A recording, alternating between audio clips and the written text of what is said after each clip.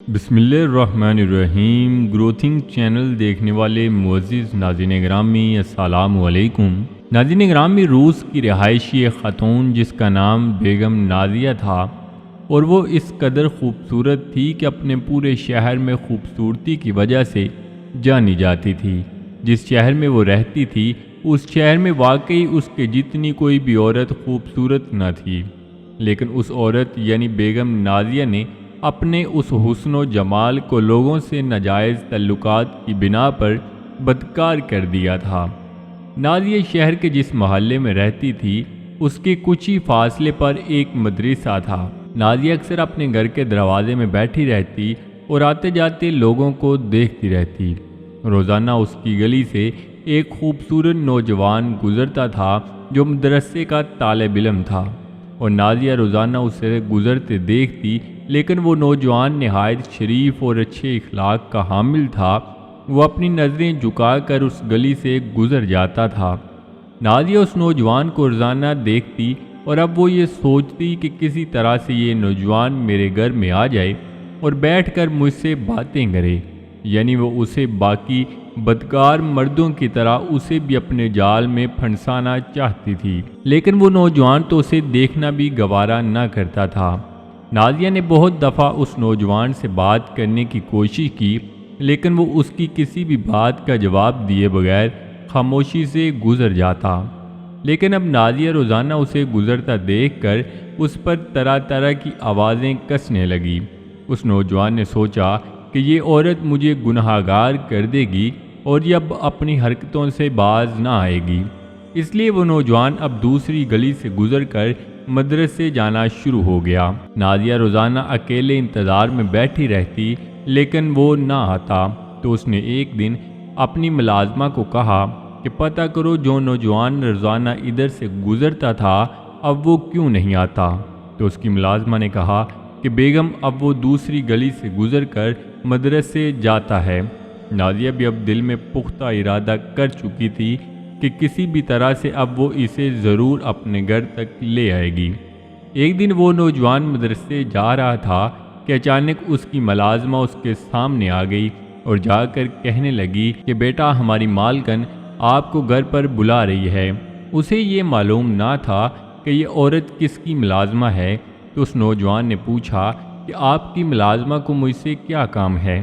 تو اس نے کہا کہ ہماری مالکن نے آپ سے کوئی مسئلہ دریافت کرنا ہے، اس لیے براہ کرم آپ کچھ وقت کے لیے آ جائیں۔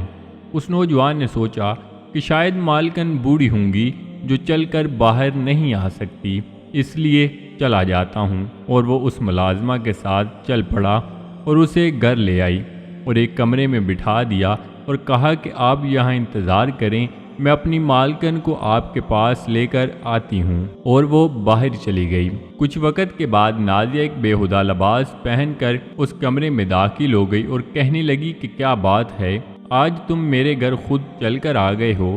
تو اس نوجوان نے کہا کہ ملازمہ مجھے یہاں لے کر آئی ہے، اور سر جھکا لیا اور کہنے لگا کہ بتاؤ کیا مسئلہ دریافت کرنا ہے، مجھے دیر ہو رہی ہے، میں نے مدرسے پہنچنا ہے۔ تو نازیہ نے کہا کہ اب آپ مجھ سے بدکاری کیے بغیر کہیں نہیں جاؤ گے، اور اگر یہاں سے بھاگنے کی کوشش کی یا میری بات نہ مانی تو میں شور مچا دوں گی اور لوگوں کو کہوں گی کہ یہ میرے ساتھ زبردستی کرنے میرے گھر گھس آیا ہے۔ وہ نوجوان سوچ میں مبتلا سر جھکا کر بیٹھا تھا اور سوچ رہا تھا کہ اگر اس کے ساتھ بدکاری کی تو میرا رب مجھ سے ناراض ہوگا، اور اگر نہ کی تو اس شہر میں میری اتنی عزت ہے یہ شور مچا دے گی اور میری عزت خاک میں ملا دے گی۔ اچانک اس کے ذہن میں ایک ترکیب آئی اور اس نے کہا کہ میں آپ کی ہر بات مانوں گا، لیکن میں پہلے واش روم جانا چاہتا ہوں، مجھے جانے دیں۔ اس عورت نے اپنے ہی گھر میں اس نوجوان کو واش روم میں چھوڑ آئی اور دوبارہ اسی کمرے میں بیٹھ کر اس کا انتظار کرنے لگی۔ اس نوجوان نے واش روم میں خود کو اتنا زخمی کر لیا کہ اس کے سارے کپڑے خون سے بھر گئے۔ جب اس نے خود کو بے تحاشا زخمی کر لیا اور سوچا کہ اب اور نہیں کر پاؤں گا تو اس کے کمرے میں داخل ہو گیا۔ جب نازیہ نے اسے اس حال میں دیکھا تو پریشان ہو گئی کہ اگر اس کو کچھ ہو گیا تو لوگ مجھے نہیں چھوڑیں گے اور اس نے جلدی سے دروازہ کھولا اور اس نوجوان کو گھر سے رخصت کر دیا۔